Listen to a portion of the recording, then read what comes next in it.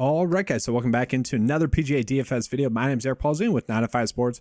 Going to be getting into the Fortinet Championship. Yes, the first tournament of the 2023 PGA DFS season. Honestly, guys, it's pretty crazy that it's already here. And that's not like a PGA Tour has a short off-season joke. That's just like, you miss it. You miss it. Like, you go basically a full year and a half straight of PGA DFS coverage, and then you don't have it for three weeks. You do miss it. So I'm excited to get back into it. There are some updates that I have made to the website, and there are some updates that I'm going to continue to make on the website for the next, couple of weeks or so. Well, they're always continuously updating, but I'm going to be pushing some updates this week and next week as well. And that was the nice part about having an actual off season this year. It's like you could actually make some updates that, I'm excited for. I'm excited to get it out to you guys. But with this video, I'm actually just going to be doing a course preview video for the Fortinet Championship, kind of just a preview. And then later this evening on Monday night, I'll be releasing a core plays video. It'll just be like 5 or 4 players that I'm highlighting. Okay. And then, I'm just going to keep kind of putting out content just to see how that goes. Okay. I want to try to grow as much as possible. So if you guys could like and subscribe, I do appreciate that. I want to keep growing. Let's make this a big thing. Okay, guys, I want to be the top dog. Let's make that happen. All right, guys. So let's get into the course preview. So one of the news sheets here on 9 to 5 Sports is going to be the course data page. Well, it's not new. I just revamped it. I put it in its own separate tab on the website. So if you go to the golf tab, drop down, it's on the course data. Okay, this is for 9 to 5 members. So what we're looking at, we got the Fortinet Championship pulled up. It's going to be played at Silverado Resort and Spa, the North Course. Okay, it's located in California, Napa, California. It is a Parkland style course. It is a full tournament field event. It's par 72. Yardage is about 7,200 yards. Which makes it a normal length course. The average cut is minus 2.8, with the average win score being 17 under par, which makes it a normal scoring event. The course designer is Robert Trent Jones. We got Bermuda fairways. We don't really have data on the fairway length, green speeds, green size, rough acreage, rough length, or anything like that, bunkers, water hazards. But we do have, it is going to be polar greens. Okay, so this is going to be some of the data that's going to go into the specialist tab that I'll show you guys later on in this video. But looking at this tournament, okay, the past winners have been Max Homa last year at 60-1, finishing 19 under par. And then 2021 was Stuart Sink at minus 21 at 201 odds to win. Then we had Cameron Champ in 2020 at 17 under par. It was kind of a bad weather event there. Let's see here. Okay, so Gus got up there kind of throughout the week. Throughout the week, it was about 18 plus mile per hour winds. He was 121 or 125 to win. And then you got Kevin Tway in 2019, 14 under par, 50-1 to win.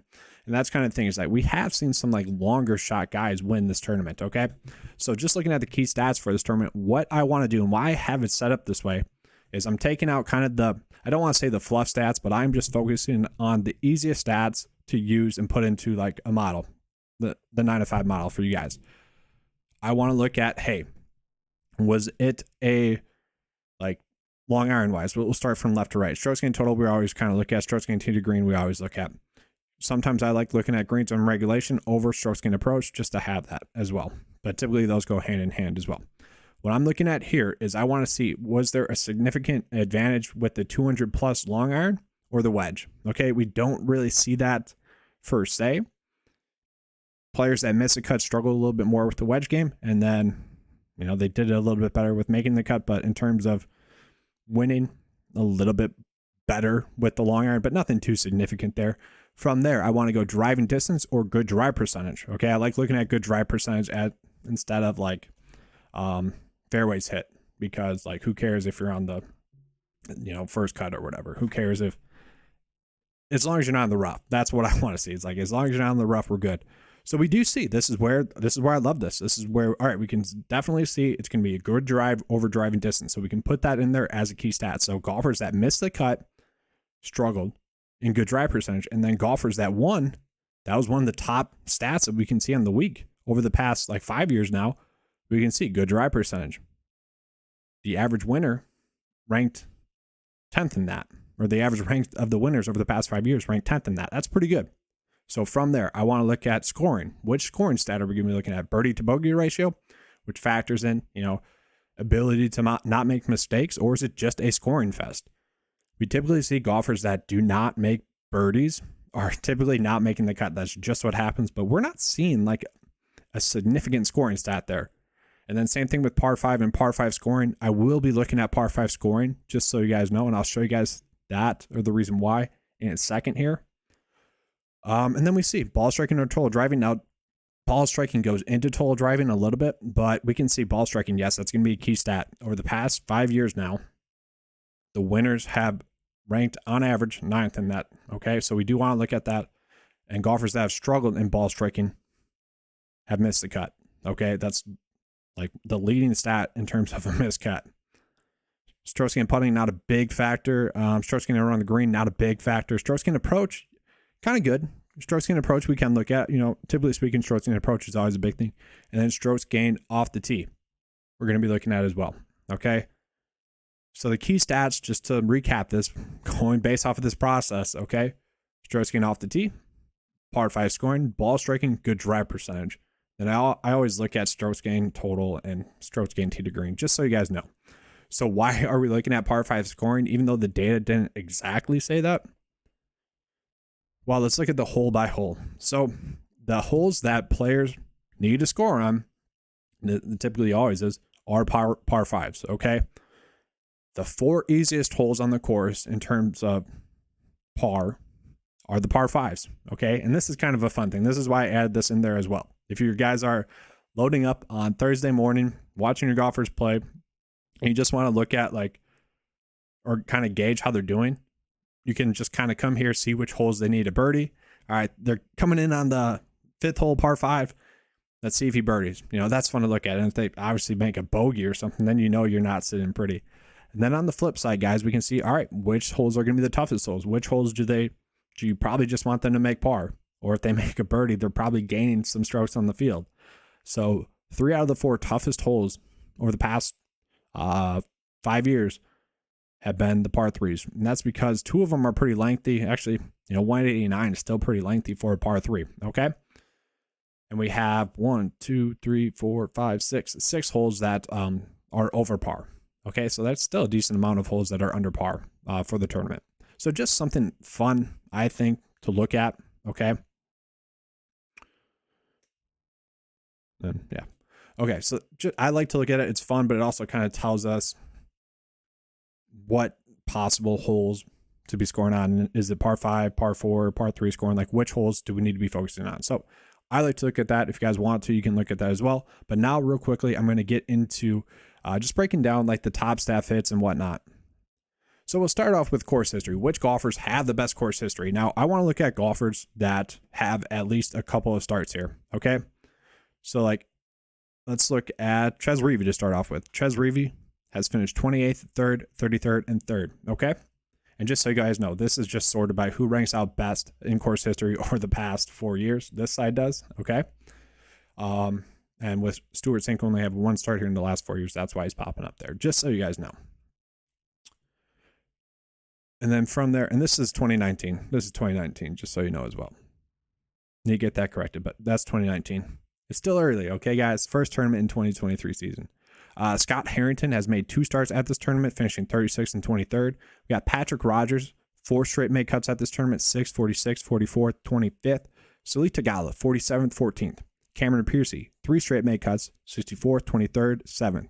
Andrew Putnam, 30 and 36th. And he's someone that just in my preliminary research has been popping up there as well. Let's keep going down the list. Michael Thompson, 3 straight made cuts. You got Max Homa, 3 straight made cuts and a win last year. Keep going down the list. Mark Hubbard, 2 out of 3 made cuts here in the past 3 years, with 2 of them being top 20 finishes. We like that, obviously. Brian Stewart, 3 out of 4 made cuts with a 3rd place finish 2 years ago. Tom Hoagie, 3 out of 4 made cuts with 2 straight made cuts here at this tournament. Brendan Steele, 4 straight made cuts and a previous winner. Nick Watney, 3 straight made cuts at this tournament. Okay, I'm just trying to give you guys a good feel for like course history for these players, okay? Now we're going to move on and get into recent form. Which golfers are in the best recent form heading into this week? So I'm just looking at recent form rank in general. So Cam Davis actually popping out there, a little bit shocking to me, but we look over his last 10, over his last 5, and over his last 15 starts, we can kind of see why. Then looking at Max Homa as well. Max Homa just, pretty solid. He does have that upside. We can see Taylor Pendrith also popping up there as well. Taylor Pendrith, very interesting name, I think, this week. Got Salih Tagala popping up there 4th, Corey Connors 5th, Wyndham Clark 6th, Davis Riley 7th, Matt Kuchar 8th. We have to scroll all the way down, and I mentioned Andrew Putnam too, guys, 10th right there.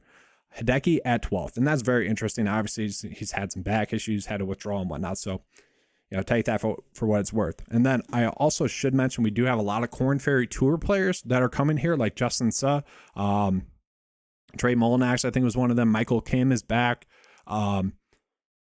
I don't have data on those guys just yet. I think I'm going to include that in here this season. We'll see. It might just be their starts on courses. Probably not going to have any like data for it, but that's probably what we're going to be looking at there. And real quickly, let's get into the Topstat Fits. Topstat Fits, and this is where in a tournament like this, on a new season, we don't have that much data on guys like Taylor Montgomery and Harry Hall and some other players, okay?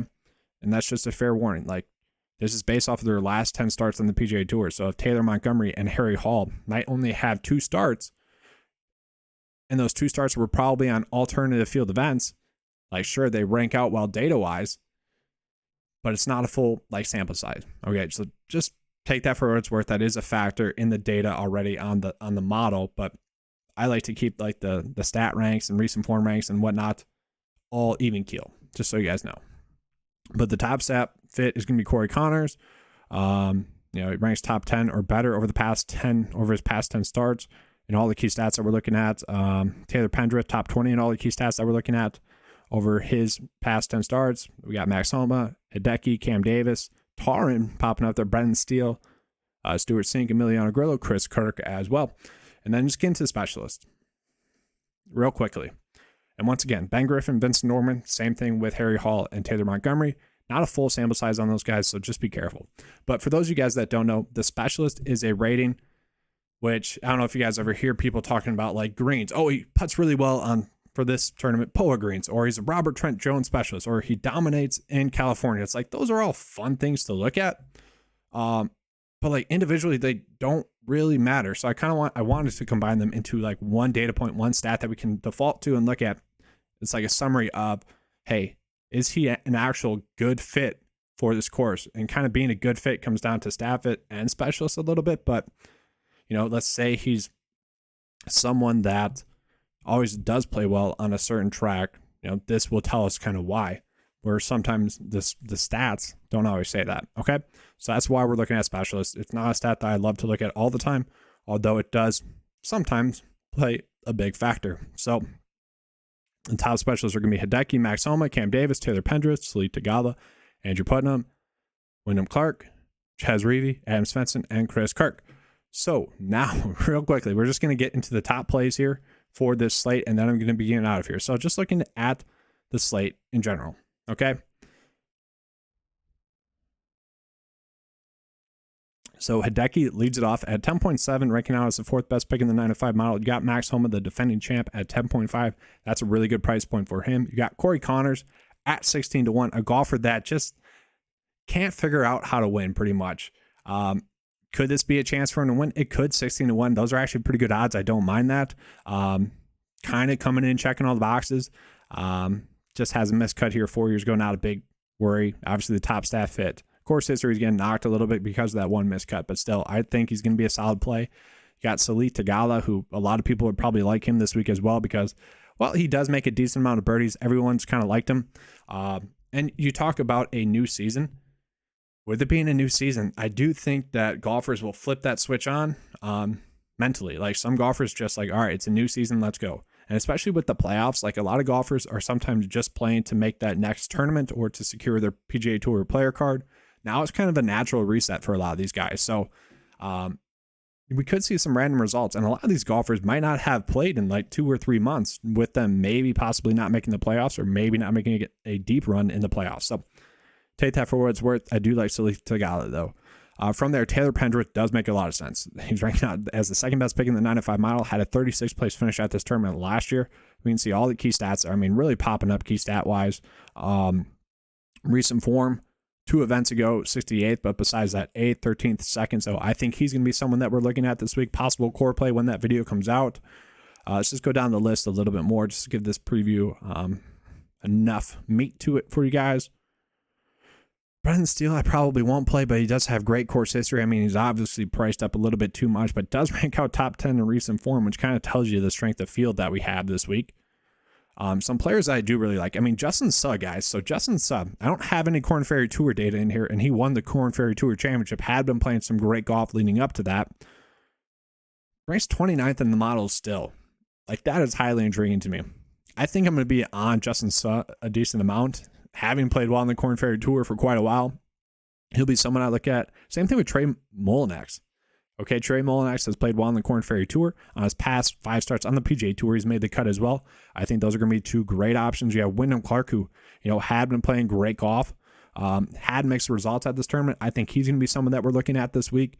Andrew Putnam, I think it's going to be tough to avoid at 7.7. That's probably going to be a player that we're looking at a decent amount this week. I mean, look at this, guys. 2 straight make cuts at this tournament. Key stats could be a little bit better. Which key stat is key stat 1? Key stat 1 is good drive percentage, and key stat 2 is ball striking. So ranks 97th in the field over his last 10 starts in good drive percentage. We want that to be better, and ball striking 76, but strokes gained tee to green ranks out pretty well, and par 5 scoring actually ranks out pretty well, 11th in the field over his past 10 starts as well. So that's not bad. Recent form has been there, 3 or 4 straight top 30 finishes. I like that from him. Ches Reavie has made a bunch of cuts here. He's been playing better as of recent. He could be someone that we're looking at. I'm just going down the list a little bit more. Let's see. There was Michael Kim that I want to call out, because Michael Kim has been dominating on the Korn Ferry Tour. And in case you guys didn't realize, I had been following along with the PGA or the Korn Ferry Tour for about the past month and a half, or last month and a half of the season, just to really prep for the start of the season here, so that when players like Michael Kim are mispriced, we can jump on it. Okay, so he might be someone that we're looking at as well, because he had been dominating on the Korn Ferry Tour. I think he'll be a name that we're looking at this week. But that's all I have for you guys for the preview video. I hope you guys enjoyed it. I hope you guys got some information out of it, okay? I know sometimes in the golf community, a lot of stuff gets thrown out there and you don't know what matters. I hope this gives a decent background as to why we're looking at certain stuff that we're looking at. And hopefully this will make it so the people that want this information can get it, or the people that still just want the picks and core play stuff can get it as well, okay? That's why I'm making it separate videos. So hopefully you guys enjoy this. If you did, please give me a like and subscribe. That does really help out the channel a lot.